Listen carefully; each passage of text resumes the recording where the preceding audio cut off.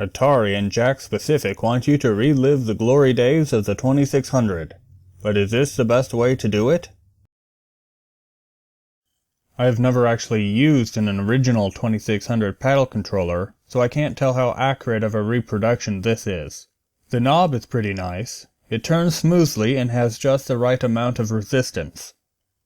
This is much longer than the original paddle since it adds new buttons and switches. It is also a lot bigger vertically because it uses 4 AA batteries. That is 2 times what the Game Boy Advance required, and that system was far more powerful and also had a built-in screen. This should have used 2 AA's at the most, but it probably could have used AAA's. In addition to that, the cover of the battery compartment has to be screwed shut. Everything involving the batteries seems poorly thought out, except for these little sliding bits that make it easier to put the batteries in.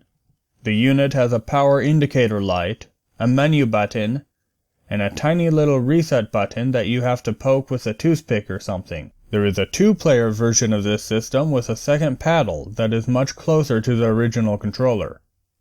Unfortunately, this 1-player version was also released, which limits the appeal of some of the included games because they were never intended for 1 player. The menus are laid out well and work just fine, but the developers chose to use very poor quality digitized photos for the menu graphics. It makes things hard to read, and it just looks ugly. The unit includes 11 games for the 2600, as well as the arcade versions of Pong and Warlords, although I am pretty sure that all of the games are ports instead of actual ROMs running on an emulator.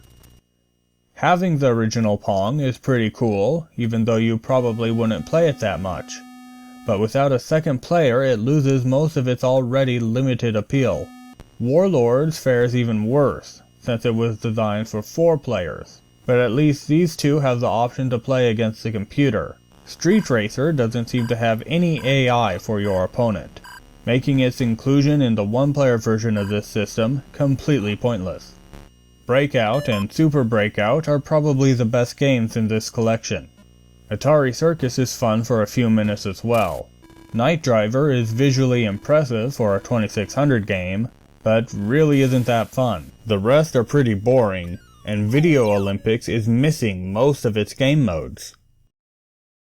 The 2-player version might be worth adding to your collection, despite the butchering of Video Olympics, but this version certainly is not.